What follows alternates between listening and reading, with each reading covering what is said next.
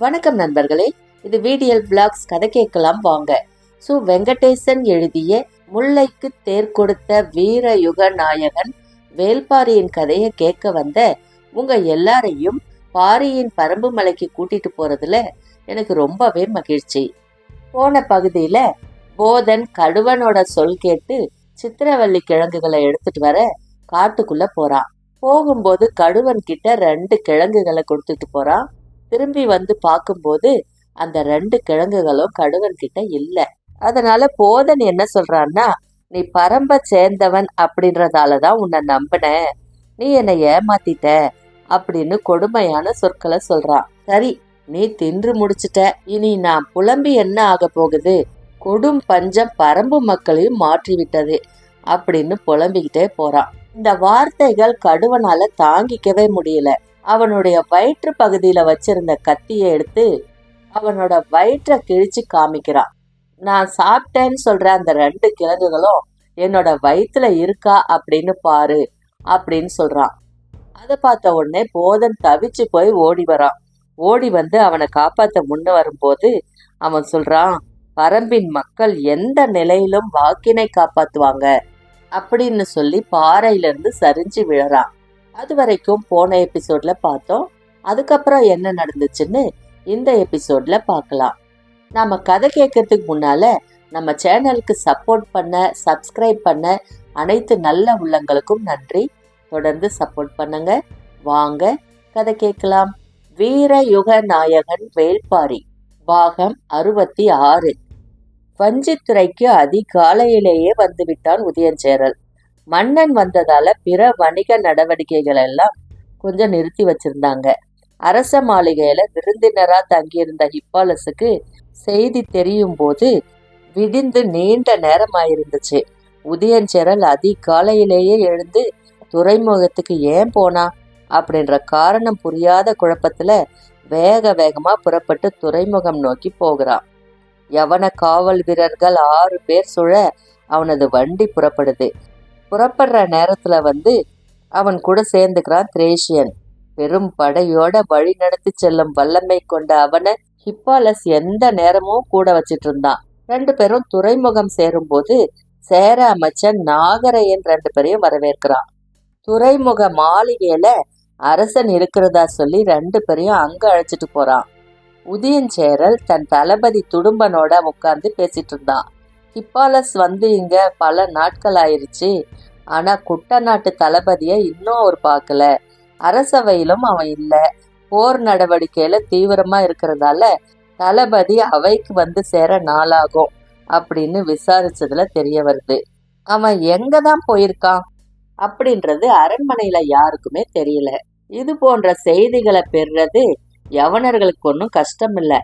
ஆனா அரசனை தவிர வேற யாருக்குமே இந்த செய்தி தெரியல அப்படின்றத ஹிப்பாலஸ் உறுதிப்படுத்திக்கிறான். அதனாலதான் தளபதியின் நடவடிக்கையை அறியணும் அப்படின்ற ஆவல் அதிகமா இருந்துச்சு. அரண்மனை நடவடிக்கைகளை பற்றி தெரிஞ்சுக்கிறதுல பெரு வணிகர்கள் எப்பவுமே மிக கவனமா இருப்பாங்க. அவங்களால கூட இந்த செய்தியை தெரிஞ்சுக்க முடியல. ஆனா கொஞ்சம் கூட எதிர்பாராத இந்த காலை நேரத்துல துறைமுக மாளிகையில அரசனோடு உட்கார்ந்திருந்தான் தளபதி துடும்பன். ஹிப்பாலஸும் திரேஷனும் இன்னைக்குதான் அவனை முதலா பாக்குறாங்க. முதல் தோற்றத்திலேயே அவன்தான் குட்டநாட்டு தளபதி அப்படின்றத அவங்களால ஊகிக்க முடியுது.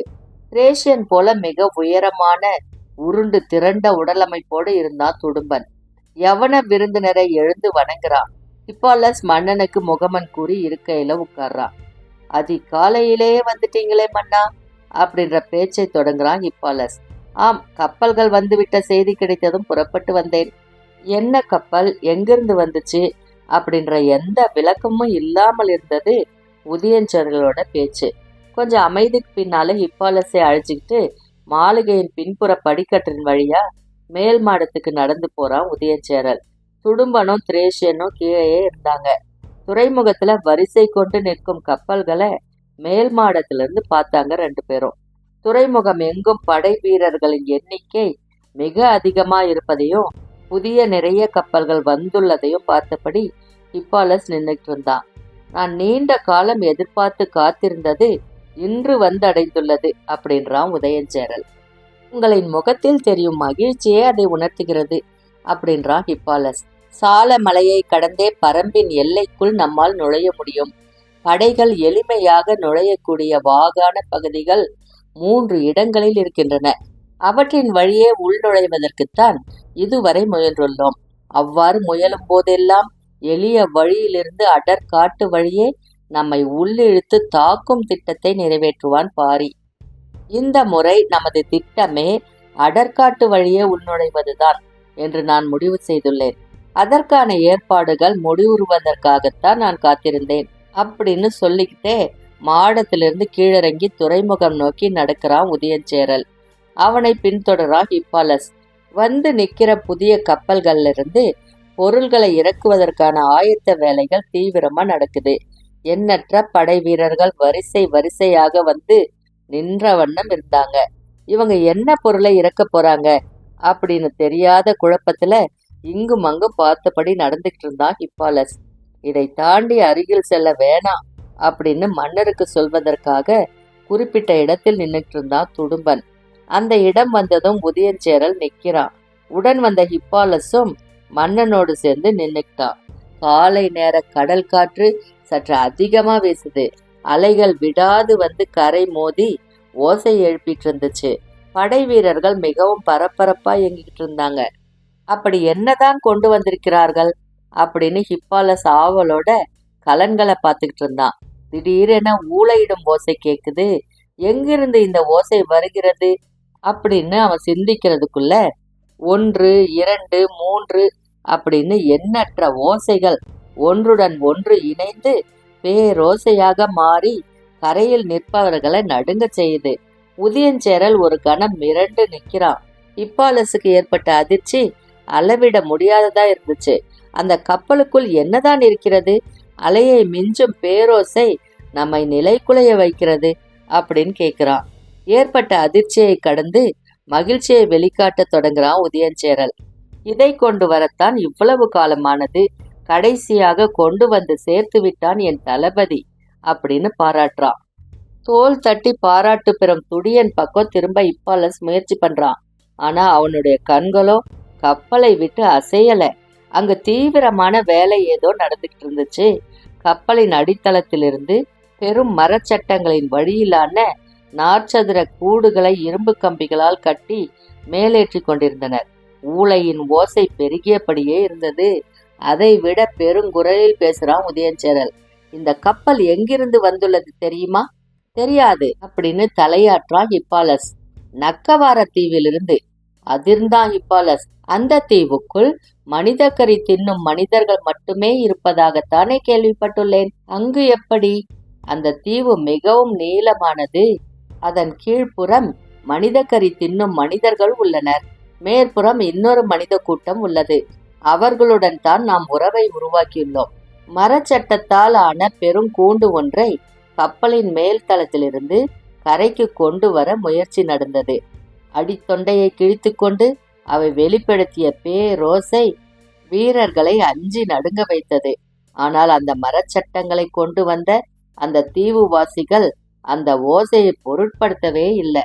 கழுத்தை மேலும் உயர்த்தியபடி பார்த்துக்கிட்டு இருந்தான் ஹிப்பாலஸ். கண்களுக்கு எதுவுமே புலப்படல.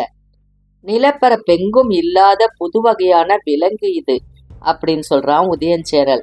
ஹிப்பாலஸின் ஆர்வம் எல்லை கடந்ததா இருந்தது. முழு விசையோடு மரச்சட்டங்களை கப்பலின் மேல் இருந்து கரைக்கு இறக்குறாங்க. மீண்டும் ஊளையிடும் ஓசை காற்றை கிழித்து கொண்டிருந்தது. உதயஞ்சேரல் சொன்னான், இவைதான் தோகை நாய்கள். ஹிப்பாலஸ் கேள்விப்பட்டதில்லை. ஊளையிடும் ஓசையின் மிரட்டல் ஒரு பக்கம், அவற்றை மரச்சட்டங்களின் வழியாக கட்டி இழுக்க வீரர்கள் படும் பாட்டை பார்த்தபடி உதயஞ்சேரலின் கூற்றை கேட்க தொடர்ந்து முயற்சி பண்றான் ஹிப்பாலஸ். அருகில் இருந்த துடும்பன் தான் சொல்றான், தீவுகளில் மிக கொடுமையான மனிதர்களும் விலங்குகளும் இருப்பது நக்கவார தீவில் தான். அந்த தீவில் உள்ளதிலேயே மிக கொடுமையான விலங்கினம் இதுதான். கீரியை போன்ற நீள்வடிவ உடலும் வாலும் கொண்ட அமைப்பு. வால் நிறைய தோகையும் கொண்டது. நாயின் அளவு உயரமுடையது. உடல் நீளத்தில் 1/3 பங்கு அதனுடைய நீள்வாய். குதிரையின் கழுத்து பகுதியை ஒரே கடியில் எடுத்துவிடக்கூடியது. இதன் சிறப்பே தரையில் எவ்வளவு வேகமாக ஓடுமோ அதே அளவு வேகத்தோடு புதரின் மீதும் மரக்கொப்பின் மீதும் ஓடும். மரத்தின் மீதிருந்து பாய்ந்து கீழிறங்கும் போது அதன் வால் பகுதி சிலிர்த்து தோகை முழுவதும் விரிந்துவிடும். பெரும் ஊளையோடு மரத்தின் மீதிருந்து விரிந்த தோகையோடு பாய்ந்து இறங்கும். இதை பார்த்தால் எப்படையும் சிதறி தெரிக்கும். பாரியின் பெரும் பலமாக எல்லோரும் சொல்வது அவனது குதிரைப்படையைத்தான். தோகை நாயின் தாக்குதலால் அவனது குதிரைப்படை உரு தெரியாமல் அழியும் அப்படின்னு சொல்றான். ஊளையிடும் ஓசை காதடைக்க செய்தது. காலை வெயில் சுல்லென அடிச்சுக்கிட்டு இருந்துச்சு. ஹிப்பாலஸால நீண்ட நேரம் நிற்க முடியல. துடும்பன் விடாம பேசுறான். பல நாட்களாக கடற்பயணம் செய்ததால தோகை நாயின் ஓசை துடும்பனுக்கு பழகி போயிருச்சு. ஆனா மற்றவங்களுக்கு அப்படியல்ல. ஒவ்வொரு மர சட்டகத்திலும் 3 தோகை நாய்கள் இருப்பது போல வடிவமைச்சிருந்தாங்க. ஹிப்பாலஸ் சட்டகங்களுக்குள்ள அதன் உருவத்தை உத்து பார்க்க முயற்சி பண்ணான். ஆனா நிக்காம அது உள்ளுக்குள் சுழன்றபடி பெருங்கத்தல்களை வெளிப்படுத்திக்கிட்டு இருந்துச்சு. இதுக்கு மேல இந்த இடத்துல நிக்க வேணாம் அப்படின்னு முடிவு செஞ்சு மாளிகைக்கு போவோமா அப்படின்னு கேக்குறான். சரி அப்படின்னு சொல்லி அழைச்சிட்டு போறான் உதயஞ்சேரல். மாளிகைக்கு வந்ததும் 2 பேருக்கும் பழச்சாறு கொடுக்கப்படுது. அதை குடிச்சதும் கொஞ்சம் தெளிச்சு அடையிறாங்க. ஆனா ஊளையின் ஓசை நிற்காம கேட்டுக்கிட்டே இருந்துச்சு. அந்த நாய்களை போரில் பயன்படுத்த தீவிலிருந்து கொண்டு வரப்பட்ட மனிதர்களும் மரச்சட்டங்களுக்கு பக்கத்தில் வந்துகிட்டு இருந்தாங்க. அவங்களோட உடல் அமைப்பும் உடலின் மேல் தொங்கிக் கொண்டிருக்கும் பொருள்களும் காண்போர நடுங்க செய்வதா இருந்துச்சு. ஹிப்பாலஸின் எண்ணங்கள் அலை மோதிக்கிட்டு இருந்துச்சு. ஆனா உதயஞ்சேரலின் எண்ணங்கள் அமைதியா இருந்துச்சு. கடந்த 10 ஆண்டுகளுக்கும் மேலாக நாங்கள் தொடர்ந்து முயன்று வருகிறோம். குட நாட்டினரும் அவ்வப்போது முயல்கின்றனர். அப்படி இருந்தும் பரம்பு நாட்டை வீழ்த்த முடியவில்லை. அதற்கான அடிப்படை காரணம் என்ன தெரியுமா? மற்ற எல்லோரையும் விட பரம்பை மிக நன்கு புரிந்து வைத்துள்ளவன் உதயஞ்சேரல் தான் அப்படின்றது ஹிப்பாலஸுக்கு தெரியும். அதனால அவனது கேள்விக்கு சிந்தித்து விடை சொல்றான். அரணமைத்து நிற்கும் பரம்பு நாட்டின் மலைகள் தான் காரணம். இல்லை அப்படின்னு சொல்றான் உதயஞ்சேரல். தொடர்ந்து அவன் சொல்ல போகும் சொல்லை உற்று கவனிக்கிறான் ஹிப்பாலஸ். தோகை நாயின் நீள் ஊளை சத்தம் காதுகளுக்குள்ள இடைவிடாம கேட்டுக்கிட்டு இருந்துச்சு. ஓசைகளில் எத்தனையோ வகை இருக்கு. தோகை நாயின் ஓசை வெளிப்புறமும் பெருக்கெடுக்கிறது. அதே நேரத்தில் ஆழ்மன அச்சத்தையும் விடாமல் கிளறுது. அதனால மனதை நிலை கொள்ள செய்ய முடியல. அந்த ஓசை நின்ற கணத்துல உதயஞ்சேரல் சொல்றான், பரம்பின் மலைகள் அல்ல, பாதைகள் தான் காரணம். ஹிப்பாலஸுக்கு புரியல. என்ன சொல்கிறாய் அப்படின்றான். பரம்பு நாடு முழுவதும் மனிதர்கள் உருவாக்கிய பாதைகளை கிடையாது என்பது மட்டுமல்ல, மனிதர்கள் பாதைகளை உருவாக்க கூடாது என்பதிலும் பாரி திடமான முடிவோடு இருக்கிறான். பாதையை உருவாக்காதது பெரும் வலிமை என்று சொல்ல முடியுமா? அவன் இருப்பிடம் நோக்கி எப்படி போவது என மறுகேள்வி கேட்டான் உதயஞ்சேரல். ஹிப்பாலஸ் சற்றே அமைதியாகிறான். இப்பெரும் மலைத்தொடர் இயற்கையின் பேரரண். இதில் எவ்வியூர் எங்கே இருக்கிறது? போய் திரும்பும் ஒற்றர்களுக்கும் பாணர்களுக்கும் எவ்வியூர் எப்படி இருக்கிறது என்றுதான் சொல்ல தெரிகிறதே தவிர எங்கே இருக்கிறது என சொல்ல தெரியவில்லை. ஒவ்வொருவனும் ஒவ்வொரு திசையையும் குறிப்பையும் சொல்கிறான். ஒன்று போல் சொன்ன 2 ஒற்றர்களை இதுவரை நான் காணவில்லை. ஹிப்பாலஸ் மலைச்சு போய் கேட்டுக்கிட்டு இருக்கிறான். நாம் மலைக்குள் படை நடத்தி போவதெல்லாம் தோராயமான கணிப்பில்தான் அப்படின்னு உதயஞ்சேரல் சொல்லிக்கிட்டு இருக்கும் போதே ஹிப்பாலஸ் கேட்கிறான். அப்படி என்றால் பரம்பு மலை தொடர் முழுவதும் பாதைகளே இல்லையா? உண்டு. விலங்குகள் உருவாக்கிய பாதைகள் உண்டு. அதை பயன்படுத்தி முன்னேற முடியாதா? வலது கையை நீட்டியவுடன் இன்னொரு குவளை பழச்சாறு கொடுக்கப்படுது. அதை வாங்கி அருந்தியபடியே உதயஞ்சேரல் சொல்றான். காடுகளில் பாதைகளை விலங்குகளே உருவாக்குகின்றன.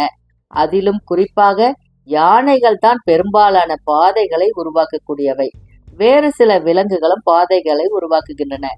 ஹிப்பாலஸ் 2ஆம் குவளை பழச்சாற்றில் பாதி குடித்தபடி அவசரமா கேட்கிறான். யானை பாதையை மனிதர்களால் பயன்படுத்த முடியும் அல்லவா? முடியும். காட்டு வழிகளில் அமைந்துள்ள பாதைகள் எல்லாம் விலங்குகள் உருவாக்கிய பாதைகள் தான். அதன் பிறகு மனிதர்கள் தமது தேவைக்காக அதை விரிவுபடுத்தி அமைத்துக் கொள்கின்றனர். ஆனால் பரம்பில் அந்த வேலை எதுவும் நடக்கவில்லை. ஆனாலும் விலங்கு பாதைகளை துல்லியமாக கணித்து நடக்கக்கூடிய மலை மக்கள் நிறைய பேர் நம்மிடம் உண்டு. அவர்களை முன்களத்தில் பயன்படுத்தி சிக்கலை தீர்க்க முடியாதா? முடியாது. ஏன் அப்படின்னு வேகமா கேக்குறான் ஹிப்பாலஸ். கொஞ்சம் நக்கலான சிரிப்போட உதயஞ்சேரல் சொல்றான், விலங்குகளின் பாதைகள் எல்லாம் எவ்வியூருக்கா போய் சேர்க்கின்றன? பாரி காட்டு மனிதர்களின் கூட்டத்துக்குத்தான் தலைவன், காட்டு விலங்குகளுக்கு அல்லவே. அதிர்ந்து பார்க்கிறான் ஹிப்பாலஸ். குடித்து முடித்த குவளையை கீழே வைத்தபடி உதயஞ்சேரல் சொல்றான், விலங்குகளின் எல்லா பாதைகளும் இறுதியாக போய் சேருவது ஏதாவது ஒரு நீர்நிலையில்தான். ஹிப்பாலஸ் கண்கள் அசைக்காம பார்த்துக்கிட்டு இருந்தான். சமவெளி மக்களின் வாழ்வுக்கு அடிப்படையாக இருப்பது மேய்ச்சல். மலை மக்களுக்கு மேய்ச்சல் தெரியாது. நாயை தவிர எதையும் வளர்த்து பழகாதவர்கள். மடுவிலிருந்து பால் பீச்சி குடிக்க தெரியாத அறிவிலிகள் அப்படின்னு சொல்றான் கொஞ்சம் கோபத்தோட. பாதைகளை பற்றி பேசிக்கொண்டிருக்கையில இதை ஏன் சொல்றான் அப்படின்னு சிந்திச்சுட்டு இருக்கும் போதே உதயஞ்சேரல் சொல்றான், மேய்ச்சல் தெரிந்த மனிதர்களாக இருந்தால் மலையில் எவ்வளவு தொலைவு ஆபினங்களை மேய்த்தாலும் இரவில் வந்து ஊரடைவார்கள். இயல்பாகவே அந்த ஊரை நோக்கி பல பாதைகள் உருவாகி விடுகின்றன. ஆனால் அங்கு அதற்கும் வழி இல்லை அப்படின்னு சொல்றான். எந்த பாதையையும் பாரி உருவாக்கி கொள்ளவில்லையா? பெரும்பாலும் விலங்குகளின் பாதைகளையே பயன்படுத்துகிறான். தேவையான இடங்களில் மட்டுமே விலகிச் செல்ல சிறு பாதைகளை உருவாக்கியுள்ளான். ஆனால் அவை மற்றவர்கள் கண்டறிய முடியாதபடி இருக்கின்றன. விலங்குகளின் பாதைகளிலிருந்து அவர்கள் எந்த இடம் பிரிந்து செல்ல வேண்டும் என்பதற்கான குறிப்பு அல்லது அடையாளம் எதுவென இன்று வரை தெரியவில்லை. அடையாளம் தெரியாமல் பாதையை விட்டு சற்று விலகினாலும் போதும், அடர் காட்டுக்குள் மீள முடியாமல் சிக்கிக்கொள்வோம் அப்படின்னு சொல்றான். அவனிடம் வலிமையான குதிரைப்படை இருக்கிறது என்றாய். குதிரைப்படையை வைத்துள்ள ஒருவன் எப்படி பாதைகளின் அடையாளங்களை பிறருக்கு தெரியாமல் காப்பாற்ற முடியும்? இன்று வரை அவனால் முடிகிறது. நான் அறிந்தவரை பரம்பில் குறிப்பிட்ட சிலருக்கு மட்டுமே அந்த பாதை பற்றிய குறிப்பு தெரியும். இது படை நடத்துவதற்கான அடிப்படையான சிக்கல். இதற்கு வழிவகை தெரியாமல் போர் தொடுக்க முடியாதே. ஆம் என்று மகிழ்வோடு சொன்ன உதயஞ்சேரல், இதற்கு வழிவகை தெரிந்ததால் தான் இப்போது போர் தொடுப்பதற்கான முயற்சியை தீவிரப்படுத்துகிறேன். கொஞ்சம் கூட எதிர்பாராத பதிலா இருந்துச்சு. ஆர்வத்தோட ஹிப்பாலஸ் கேட்கிறான், இந்த சிக்கலுக்கு என்ன வழிவகை கண்டாய்? வெறும் ஊளையோசை மீண்டும் கேக்குது. அடுத்த கப்பல்ல இருந்து மரச்சட்டகங்களை இறக்க தொடங்கிட்டாங்க அப்படின்றது தெரியுது.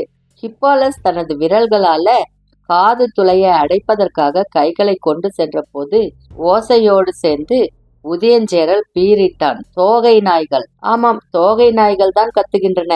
இதை ஏன் மீண்டும் மீண்டும் சொல்கிறான் அப்படின்னு ஹிப்பாலஸ் நினைக்கும் போதே கேள்விக்கான விடையாக இதை சொல்கிறான் அப்படின்றது புரியுது. ஆத்திரம் கலந்த ஆர்வத்தோடு முன்பல்லை கடித்து கொண்டே உதயஞ்சேரல் சொல்றான், முன்கள தோகை நாயை பரம்பின் குதிரை படையின் மீது ஏவிவிட்டால் அது குதிரைகளின் குரல் வழியை அறுத்தெறியும். இது என்ன வகை விலங்கு? இதை எப்படி வீழ்த்துவது என தெரியாத குழப்பத்தில் குதிரைப்படையின் வேகம் கட்டுப்படுத்தப்பட்டு பின்வாங்க தொடங்குவார்கள் எதிரிகள். திரும்பிச் செல்லும் குதிரைகளை பின்தொடர்ந்து கடைசி வரை போகக்கூடியது தோகை நாய். அடர் காட்டுக்குள் மறைந்தபடி தொடரும் தோகை நாயை எளிதில் அவர்களால் வீழ்த்திவிட முடியாது. குதிரைப்படைகள் போய் சேரும் கடைசி எல்லை வரை ஒரு தோகை நாய் போய் சேர்ந்தால் போதும். கைவசம் இருக்கும் மீதி தோகை நாய்கள் அதன் வாசனை பிடித்தே எந்த எல்லைக்கும் போய்விடக்கூடியவை. குதிரைப்படையின் அழிவும் எவ்வியூர் நோக்கிய வழியும் ஒருங்கே நமக்கு கிடைக்க உள்ளன. இந்த புதிய விலங்கின் எதிர்பாராத தாக்குதல் எதிரிகளை நிலைகுலைய செய்துவிடும். அவர்களின் தாக்குதலால் தோகை நாய்கள் சில மரணிக்கலாம். ஆனால் அவர்களின் குதிரைகளை முழு முற்றாக இவற்றால் அழிக்க முடியும். இவற்றின் வேட்டை எதையும் மிச்சம் வைக்காது. ஹிப்பாலஸ் வியந்தபடி கேட்டுக்கிட்டு இருந்தான். தோகை நாயின் ஓசையை விட ஆழத்தில் இறங்கிக் கொண்டிருந்தது உதயஞ்சேரலின் குரல். மாலை அரண்மனைக்கு வாருங்கள், எனது முழு திட்டத்தையும் விளக்குகிறேன் அப்படின்னு சொல்லி விடை பெறான் உதயஞ்சேரல். துறைமுகத்திலிருந்து வஞ்சி மாநகரின் விருந்தினர் மாளிகைக்குள் நுழைகிறான் ஹிப்பாலஸ். பகல் உணவு ஆயத்தமா இருந்துச்சு. ஆனா ஹிப்பாலஸின் எண்ணங்கள் உதயஞ்சேரலின் வார்த்தைகள்ல தான் இருந்துச்சு. நீண்ட நேரம் கழிச்சுதான் உணவருந்தவன் தான். அவனது வருகைக்காக திரேஷியன், ஏப்பிரஸ், கால்பா, பிலிப் ஆகிய 4 பேரும் காத்துட்டு இருந்தாங்க. உணவு மேசையிலும் அவனது வியப்பின் குரல் தொடருது. உணவருந்திட்டு மீண்டும் பேசுறான். பாண்டியனின் செல்வச் செழிப்பையும் படையின் வலிமையையும் ஒப்பிட்டால் சேரனின் வலிமை சிறியதுதான். ஆனால் பரம்பை கைப்பற்றும் திட்டத்தில் சேரன் பெற்றிருக்கும் பட்டறிவும் அவனது அறிவு நுட்பமும் பெரும் வியப்பில் ஆழ்த்துகின்றன. பாண்டிய பெரும்படை கீழ்த்திசையிலிருந்து முன்னேறும் போது சேர அரசர்கள் இருவரும் ஒருங்கிணைந்து தாக்குதல் திட்டத்தை முன்னெடுத்தால் பரம்பின் அரசனால் சில நாட்களுக்கு கூட தாக்கு பிடிக்க முடியாது என்றே கருதுகிறேன் அப்படின்றான் இப்பாலஸ். ஏபிரஸ் பேசத் தொடங்குறான். வழக்கமாக இது போன்ற பேச்சுக்களில் மாலுமி கருத்து சொல்றது கிடையாது. ஆனா இங்கு இருக்கும் யாரையும் விட தமிழ் துறைமுகங்களுடனும் மன்னர்களுடனும் மிக நீண்ட கால பழக்கம் கொண்டவன் அவன்தான். அதனால அவனது கருத்துக்கு இப்பாலஸ் மிகுந்த மதிப்பு கொடுப்பான். எப்பிரஸும் எளிதில் பேசக்கூடியவன் இல்லை. ஆழ்கடலின் அமைதி எப்போதும் அவனுள் குடிக்கொண்டிருக்கும். மிக சில நேரங்கள்ல தான் அமைதியை கலைப்பான்.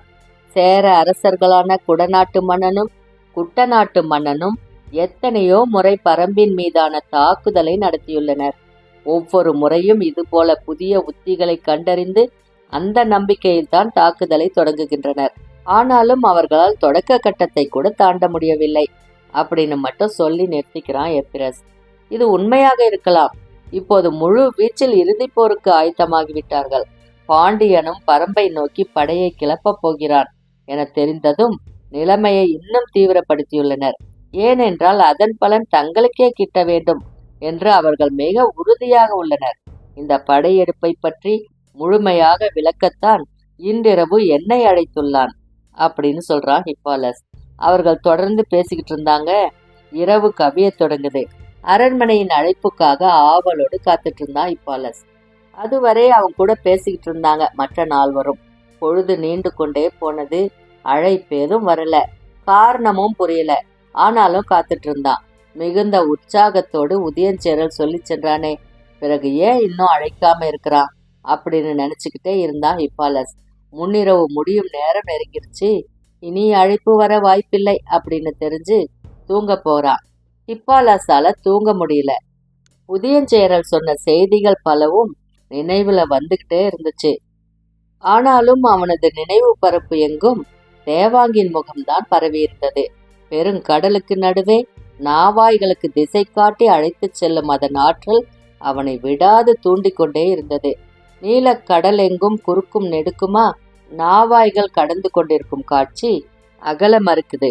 இமை மூடும் போதெல்லாம் தேவாங்கின் வட்ட கண்கள் அவனை எட்டி பார்த்தபடியே இருந்துச்சு. பொழுது விடிந்து நெடுநேரமான போதும் அவன் அறையிலிருந்து எழுந்து வரல.